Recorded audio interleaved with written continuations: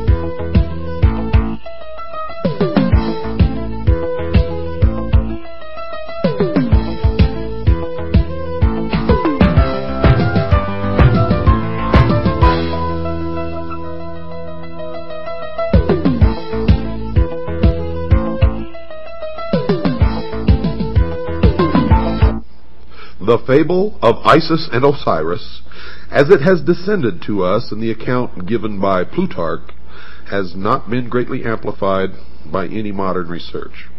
The Egyptian fragments, which have been translated in recent years, offer no complete account of the birth, life, death, and resurrection of Osiris, nor has any new key been found to unlock this great drama, which may well be termed the Passion Play of Egypt.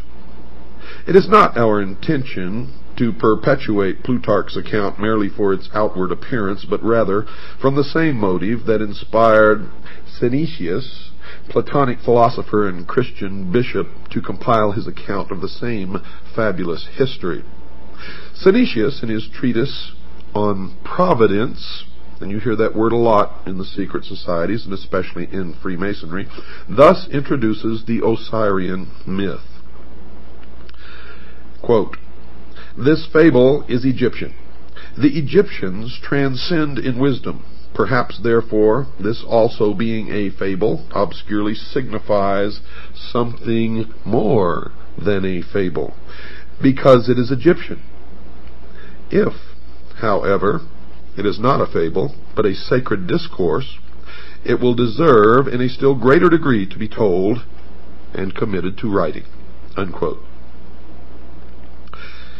In presenting a summary of Plutarch's account, I am omitting nothing which could in any way be regarded as relevant. I am taking the liberty, however, of somewhat expanding the fable by incorporating therein some small fragments derived from other Greek writers, and occasionally a few words bearing upon the account from fragments of Egyptian religious literature. The story, then, is in substance as follows. The goddess Nut, whom Plutarch identifies with Rhea, was the daughter of Shu and Tefnut. She is the wife of Seb, also known as Saturn, and the mother of Ra, or Helios, also known as the sun. Now, if we're to trust Plutarch, she afterwards becomes the wife of Ra, or the sun. Nut is unfaithful to Ra, who, discovering that she is with child by Seb, pronounces a curse upon her that she should not be delivered of her progeny in any month or year. Thoth, which is Hermes or Mercury, who is also in love with Nut, comes to her assistance with a stratagem. He plays at tables with the moon goddess Selene, and wins from her the 70th part of each of her illuminations.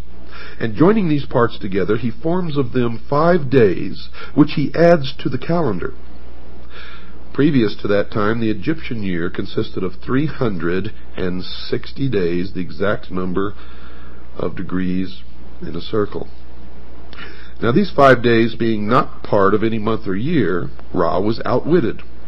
You see, because upon these days Nut brought forth her 5 children at different times in different places. Upon the first of these days she brought forth Osiris, and the place of his birth, according to Diodorus, was Mount Nisa in Arabia, the Happy. Mount Nisa is now Mount Sinai, folks. At the moment of the birth of Osiris, a voice sounded throughout the world, saying, quote, "The Lord of all the earth is born." Unquote. On the second day, Nut gave birth to Eroris, the elder Horus. On the third day, Typhon or Set. On the fourth day, Isis, and on the fifth and last day, Nephthys. The Egyptians, therefore, regard the 5 days, which they term the epact, or superadded, as the birthdays of the gods, especially venerating the fourth of them, upon which the benevolent goddess Isis came into being. Plutarch further on announces that the 5 children of Nut were not all of the same father, thus contradicting his earlier statement.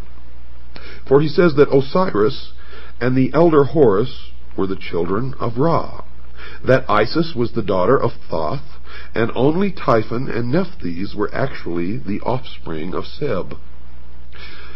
There is another, and even more recondite legend regarding the elder Horus, which denies him the fathership of Ra, declaring him to be the offspring of Osiris and Isis, while they were still in the womb of Nut. Now, these accounts we shall consider later.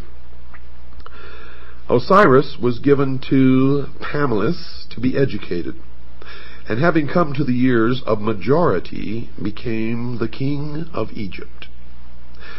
In this high capacity, Osiris applied himself to the civilizing of his nation, turning the Egyptians from their previously indigent and barbarous course of life to a happy and community existence.